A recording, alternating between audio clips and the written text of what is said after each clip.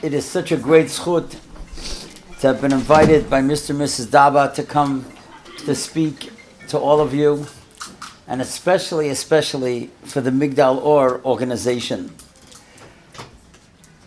I had no idea that I was going to see Rabbi Grossman on this video and that he would talk about me, but really, the office of Migdal Or many years ago started in my home. And I want to show you and tell you a story how one mitzvah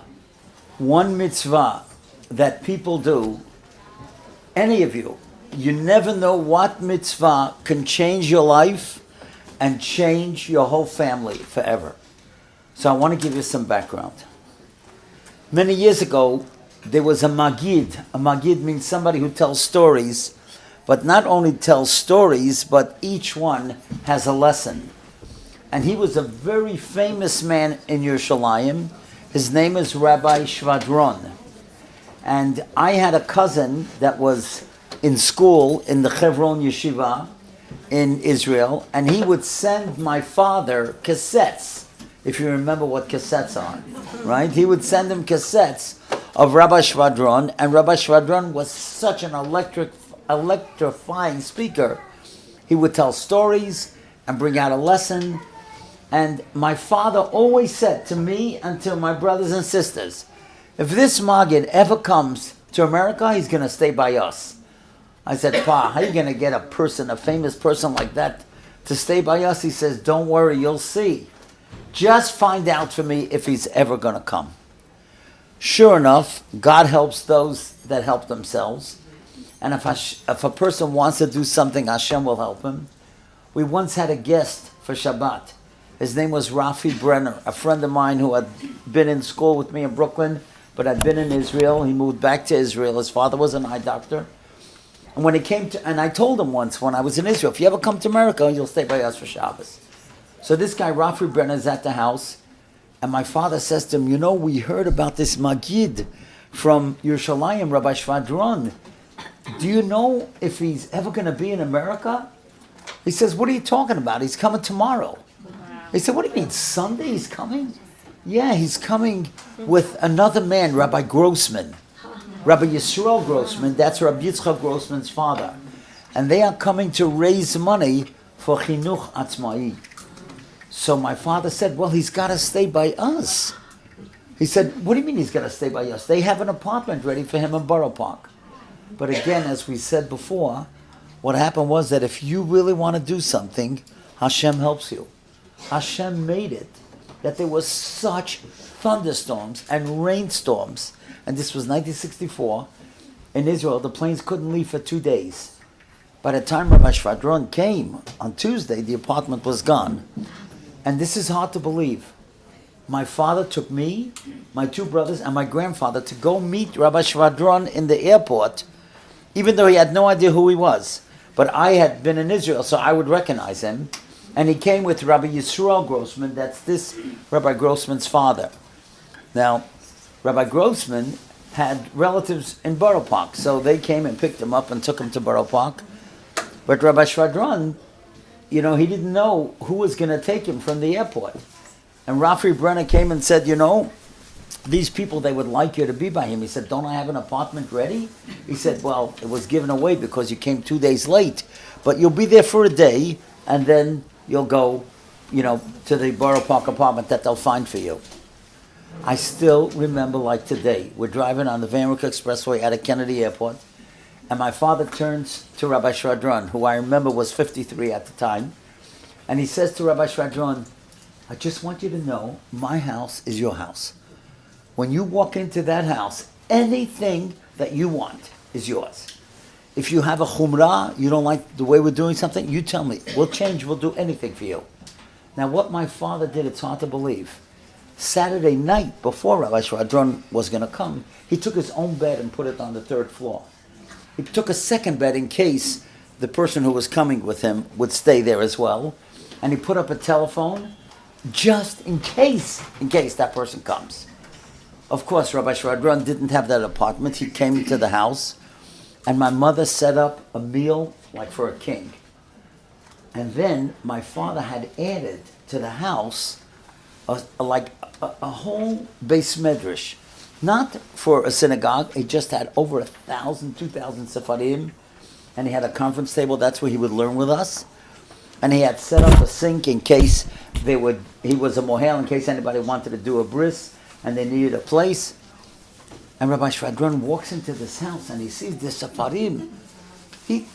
This was the first time he was in America. He could not imagine that a house in America had so many sefarim. And he sits down at the table, and my father puts on a tape recorder. And every word that Rabbi Shvadron said, my father was recording.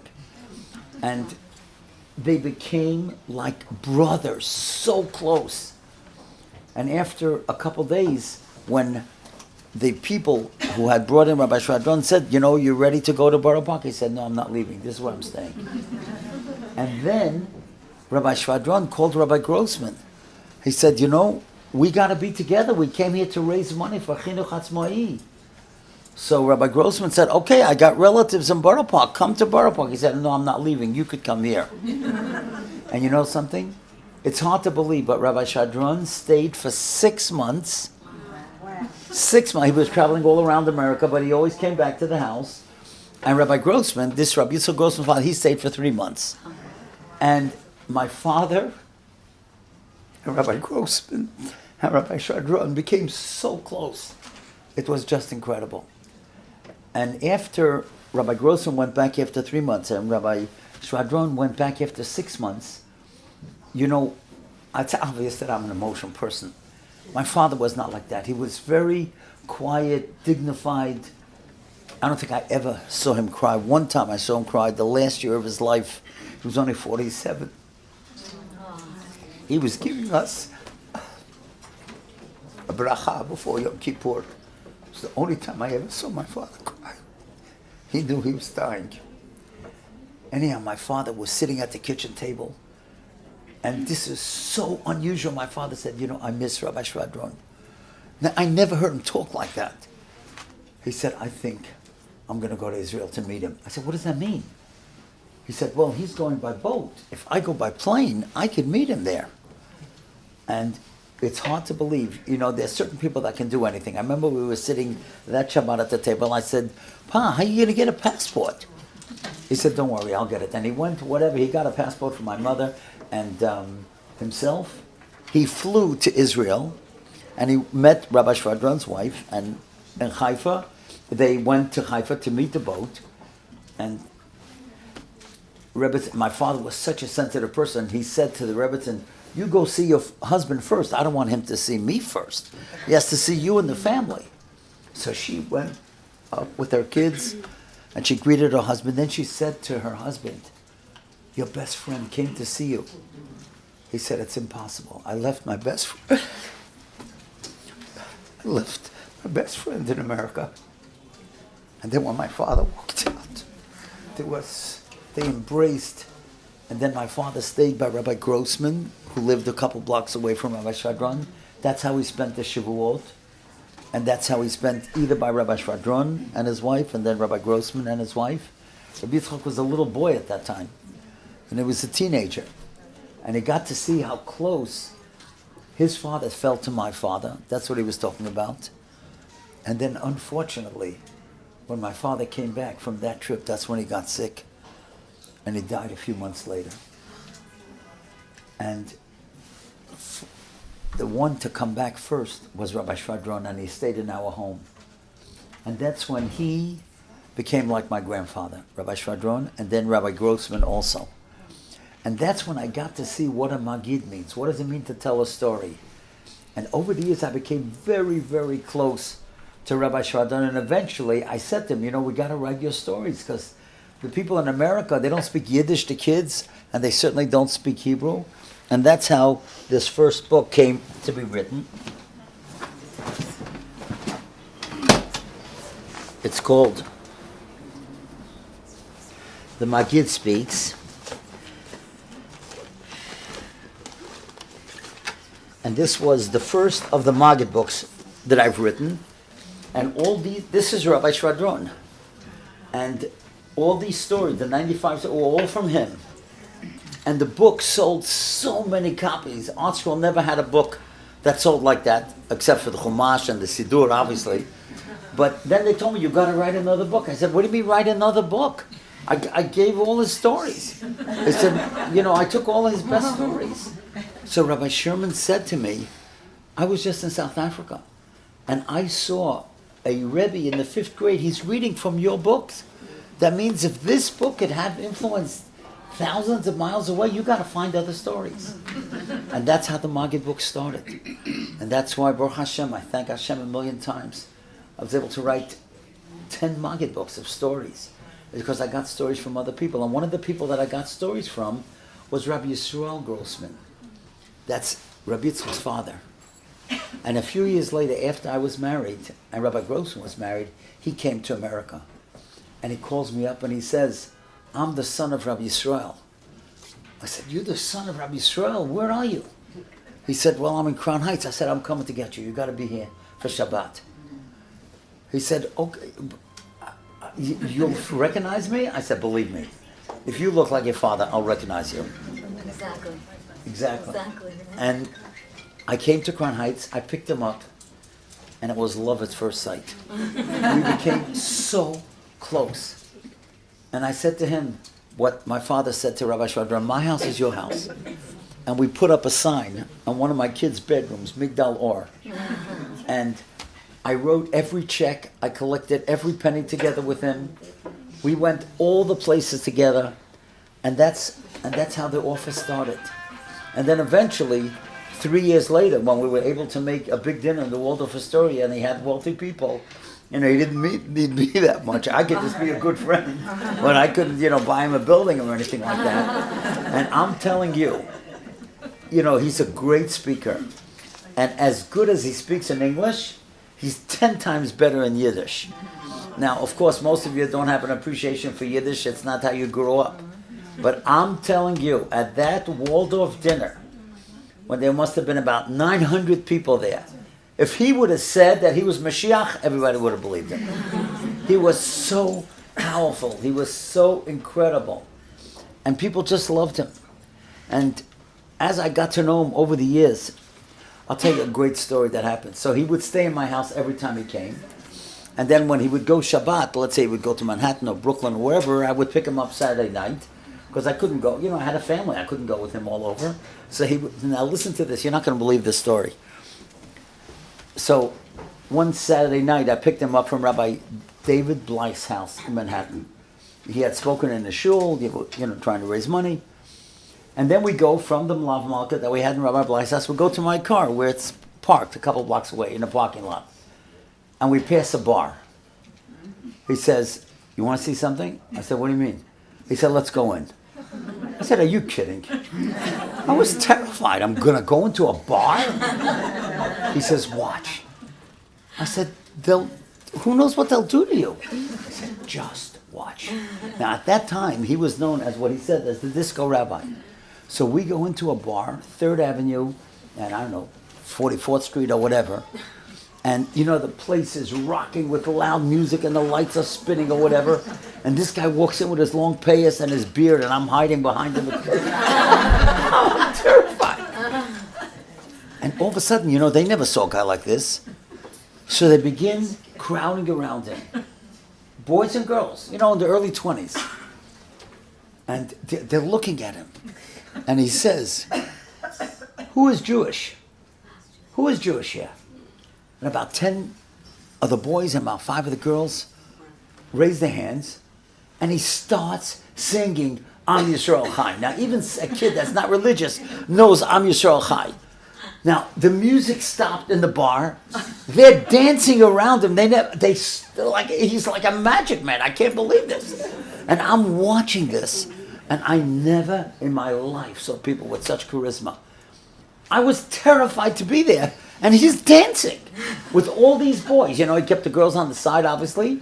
And they're all singing Am Yisrael Chai. And we walked to the parking lot. I said, I don't believe what I just saw. He said, you got to come. Come to Israel, and I'll show you. And you know something? About a year or two later, that's when he started the Migdal Or building, those 3 main buildings. So if you look at the book, which you could buy outside, So, this book. So you've got my picture there a couple times. And one of the pictures is, when he first came, I spoke at the dinner. And then Rabbi Vadi Yosef came to the groundbreaking ceremony. And Rabbi Vadi Yosef, I still remember what he said. And this is many, many years ago. And I'm trying to find this medrash. If anybody knows where the medrash is, please call me. I want to see it inside.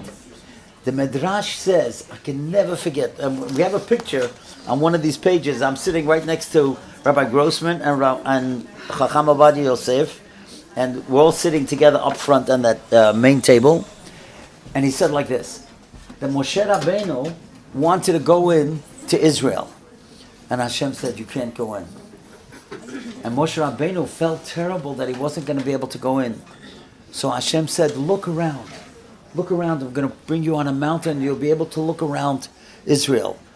And Rabbi Vadia Yosef said that every place that Moshe Rabbeinu set his eyes, that's where a yeshiva was built, a Mokom Torah. So Rabbi Vadia Yosef said, I get the chills when I say this.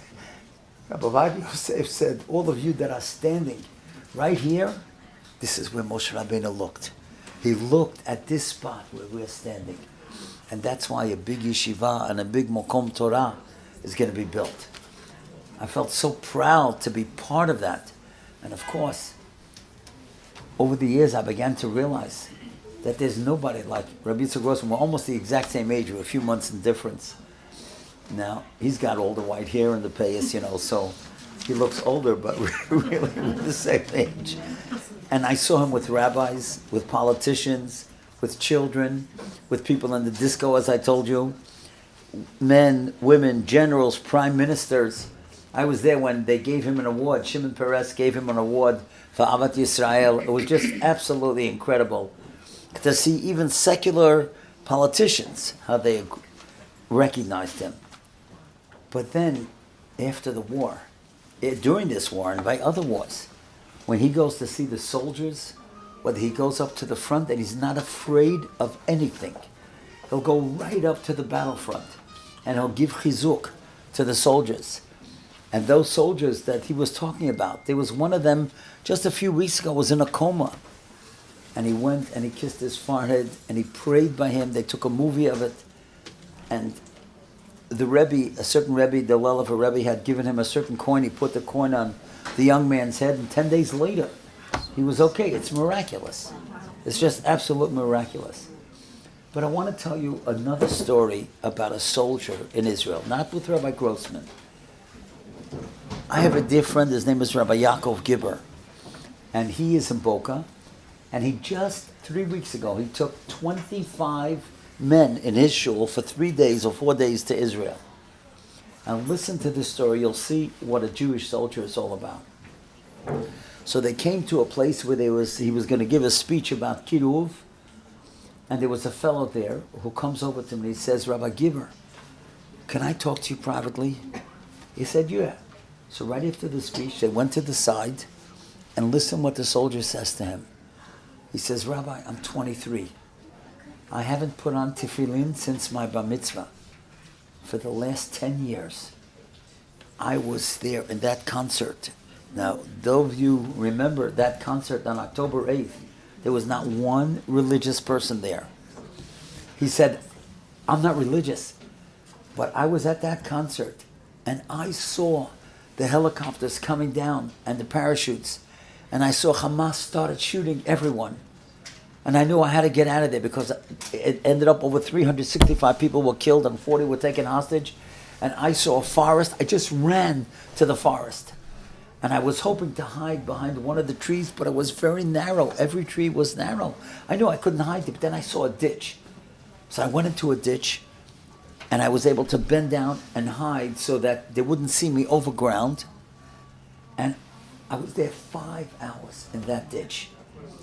And when the screaming stopped and the shooting stopped, I climbed out of that ditch. I ran towards the highway, and by that time the Israeli soldiers had come down south already. And 2 of them took me to a certain place where I was able to get a bus and get home. He says, Rabbi, I want to go back to that ditch. I want to put on tefillin for the first time. and I want to say Shema Yisrael. And Rabbi Gibbs said, what's the question? Of course I'll go with you. And he hugged him. And they were crying together. And the next day, Rabbi Gibbs told me that he took a bus with security, and he took about 10 or 15 guys. He didn't take everybody. And they went down to where that concert was. Now, he knew right away where that forest was. And he went towards the ditch. And before he went into the ditch, Rabbi Gibbs said, I want you to put on tzitzit. And he made the bracha with him. And then they put on the tefillin. And then the soldier said, Rabbi, I don't want to go in the ditch myself. Come with me. And they both climbed into the ditch. And then every Israeli kid knows Shema Yisrael, but he doesn't know the rest of the parasha, Yahavta. So he was screaming and he was crying, Shema Yisrael. Hashem Elokeinu, Hashem Echad. He was wearing the tzitzit and the tefillin. And then Rabbi Gibber said the rest of the parasha together with him. And everybody was standing around just crying. That's the attitude in Israel today. They want to become close. They realize that they have no lives if they're not religious. There's no meaning. And so a soldier who didn't put on tefillin for 10 years, all of a sudden now he wants to become religious. And that's what Rabbi Grossman taps into. All these kids, whether in the discos or places where they have no interest in Yiddishkeit, somehow he and his teachers are able to tap in to all that. And you know, as he said, the main goal is achadut, that we should be as one. And that's really what Purim is all about. You know, my son, Baruch Hashem, he's married, he's a grandfather already. But when he was a little kid, you know, gematria, you know, there are certain words that have numerical value. So there are certain people, they don't see letters, they see numbers. I don't know, their minds think differently. So they can see a word and they'll figure out in a second what it's equal, and then somehow they'll come up with something else. And my son was like that as a kid. And I told him, you keep on coming up with this stuff. I'm going to write a book for your bar mitzvah about all the stuff that you say. And I did. It was like a pamphlet, and I called it Az Yashir. Why Az? Aleph Zayin is Avram Zelek. That's his name. But listen to one of the things that he said. It's incredible.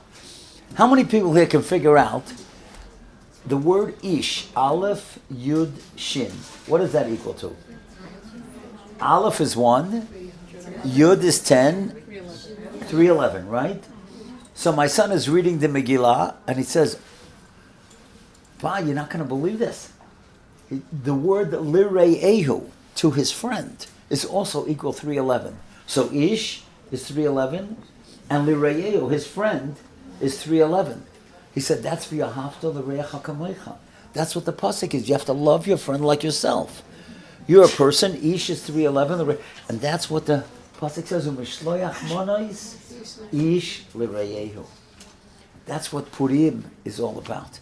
Getting together, keeping the sensitivity alive so that you do things for other people that are special. Now we know that when Esther told Mordechai that the Jews have to pray, what expression did she use? Leich kenois es kol ha-Yehudim. Gather all the Jews together. If Jews pray separately, it's not going to work. You got to pray with achdus. We have to be together. So she said, Leich kenois es kol ha-Yehudim. Gather all the people together, and then we're going to pray. And that's how it's going to work. So I want to tell you a beautiful story about sensitivity. I can't get over this. Now, if you have the opportunity when you go to Israel, right across the street from the Kotel, there's a great rabbi. He's in his 90s.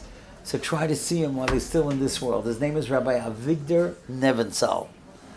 So I went to visit him a number of years ago, and somebody told me that he was very, very friendly with Rabbi Shlomo Zalman Auerbach, who was one of the great rabbis in Klal Yisrael. So I said to him, you know, I write books of stories of Gedolim, of great people. Could you tell me a great story about Rabbi Shlomo Zalman Auerbach? He said, I'll tell you, we were very close. We used to learn every day from 4 to 4:30. Nobody could interrupt. No calls, nobody could come into the house. We had undivided attention for each other. He said, but I want to tell you my favorite story about him. He said there was a girl in Yerushalayim that had a broken engagement. And she wanted to get a bracha from the big tzaddik that she was going to be able to find the right husband. She had a broken engagement. So she asked her father, could you take me to Rabbi Shlomo Zalman Auerbach? He's a big tzaddik, and if he gives me a bracha, I know for sure I'm going to get engaged. So, there are some people that delay everything. No matter what they have to do, they're always delayed. They walk into Shabbos 5 minutes before Shabbos. They walk into davening, when the middle of... They always delay. They never could do anything on time. So this father, every day when his daughter would ask him, he would say, not today, tomorrow, I'm busy, I'm working, whatever. Finally, it came the day of Purim. So Purim is not working. So she said, Abba, take me. He said, okay, I'll take you. But of course, he delayed also. And he waited till late afternoon. By the time they came to Rabbi Auerbach's home, he was in the middle of the Su'udah. And this guy felt terrible. He's going to walk in, with his daughter in the middle of the Su'udah. But, she was crying. Abba, you promised me, you got to take me in. So he doesn't take her in, but he goes inside. He says to Rabbi Auerbach, I'm so sorry to disrupt your Su'udah and Purim. I have a daughter who has a broken engagement. She wants a bracha. Can I bring her in? He says, no, you can't bring her in. I'm going to go out to her. He says, no, Rabbi, you're sitting with your family. I don't want you to leave the dining room. Absolutely not. She cannot come in here. I'm going to go out to her. Fine. He goes out to her. She's in the front room. And he had the greatest smile in the world. Such a warm person. He happened to be Rabbi Schwadron's brother-in-law, the one that we spoke about before. And he listens to her and he says, I give you a bracha. You're going to meet the most wonderful chatan.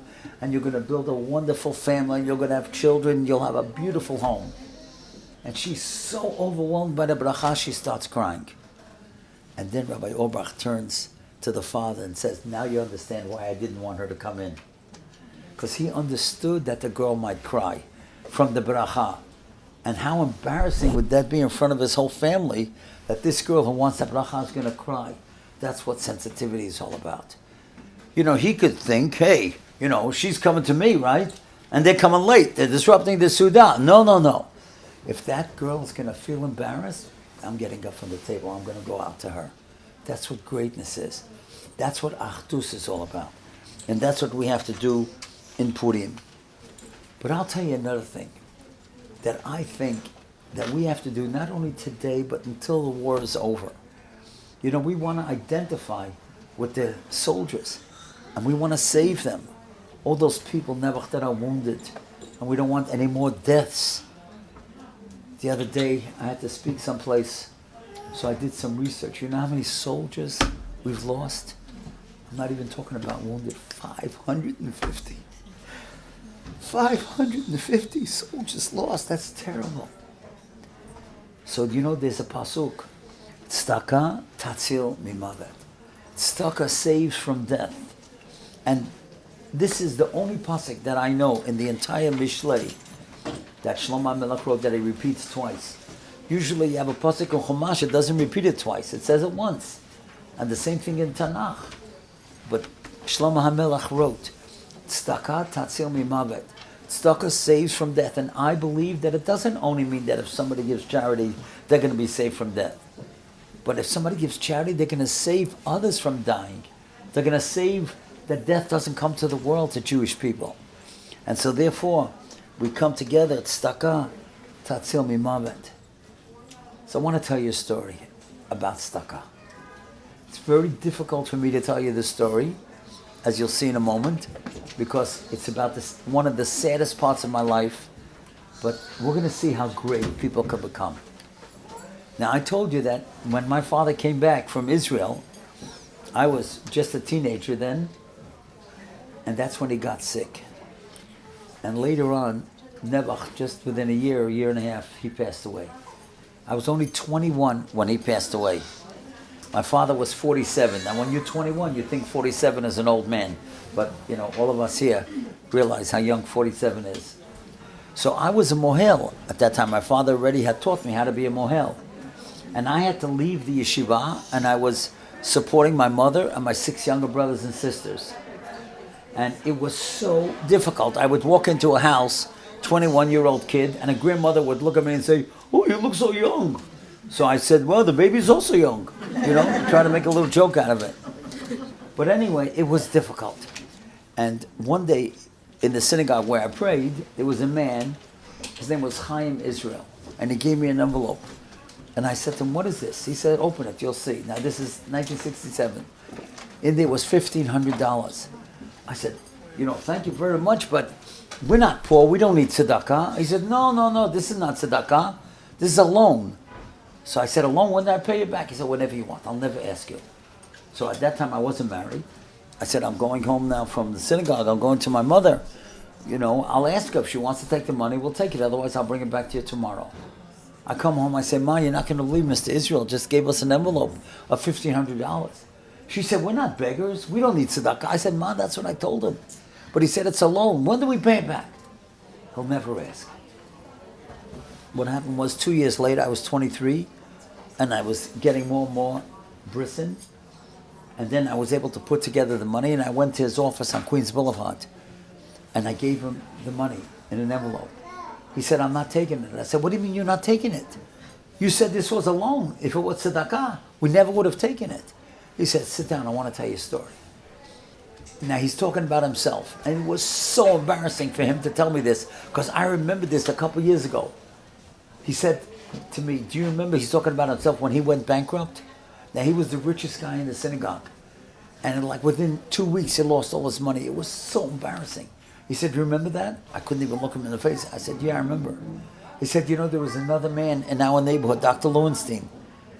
And he gave me money. And I went over to him and I said, I don't need money, I'm not a beggar. He said, no, this is not tzedakah, this is a loan. So I said to him what you said to me. When do I pay it back? He said, whenever you want, I will never ask you. And sure enough, when I came to pay him, he said, I'm not taking it. I said, what? He said, what do you mean you're not taking it? You told me it's a loan. He said, it is a loan. But someday you're going to pay it not to me, you'll pay it to another family. That's how you pay me back. And when they come to pay you, you're going to give it to somebody else. And that's what Mr. Israel told me. By giving you the money that I gave you, that was a payback to Lowenstein. And now when you and your mother give it to another family, that's your payback to me. That's tzedakah, tatzia mimavet. That's what's tzedakah. That's how great we can be. And we have to think of what we want to do when we're talking about achadut, being together.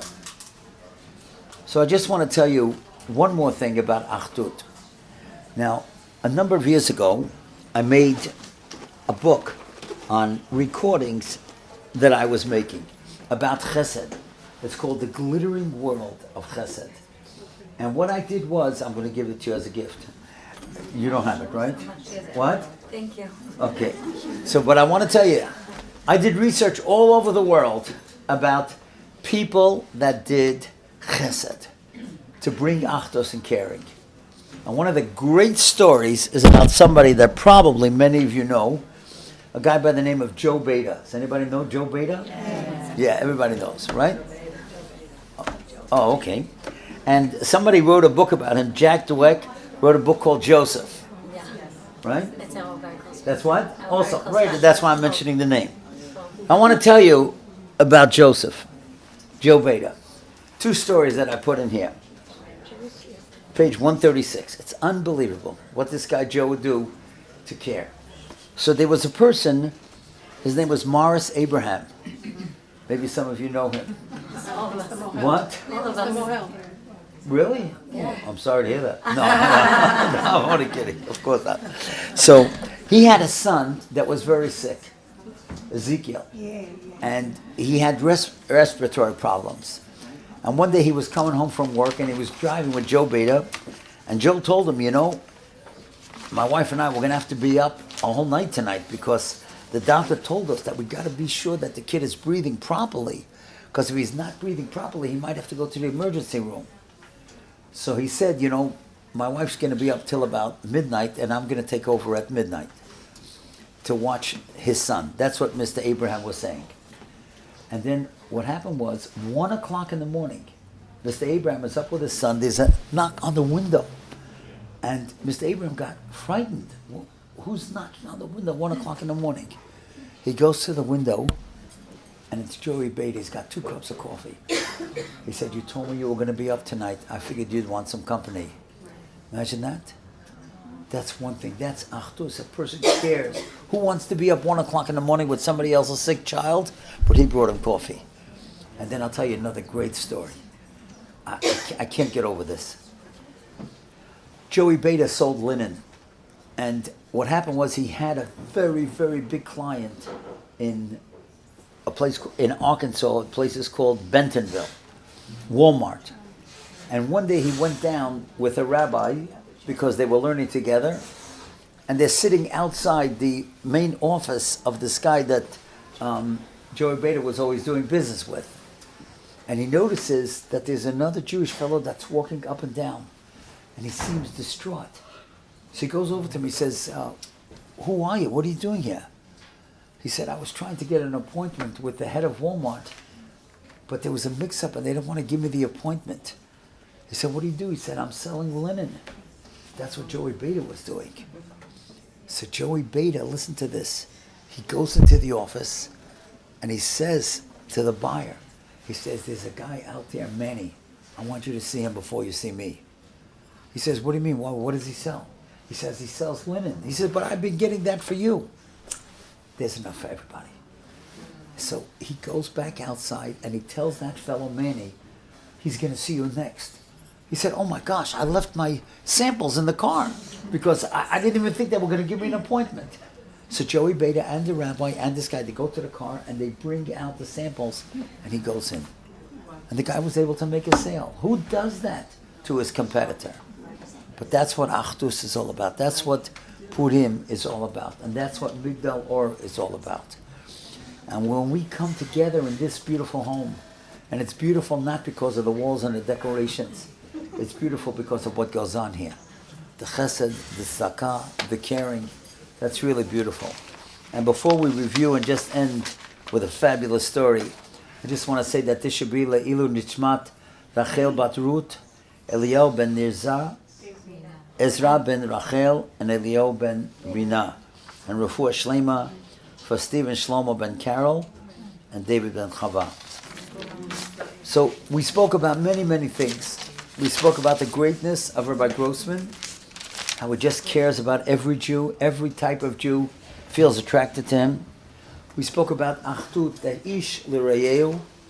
We spoke about how Rabbi Shlomo Zalman cared about that girl to make sure that she doesn't cry in front of his whole family.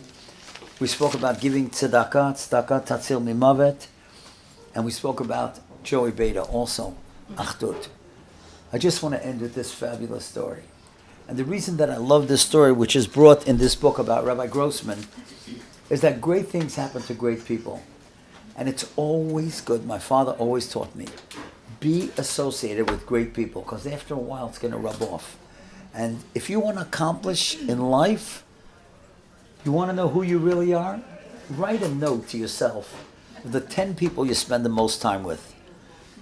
That's who you really are. The average of the 10 people you spend the most time with.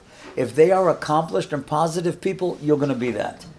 But if they're critical people and they don't accomplish anything, you're going to be that. You got to be near great people. And just push yourself. You'll get there. And just as we said before, Hashem helps those who help themselves.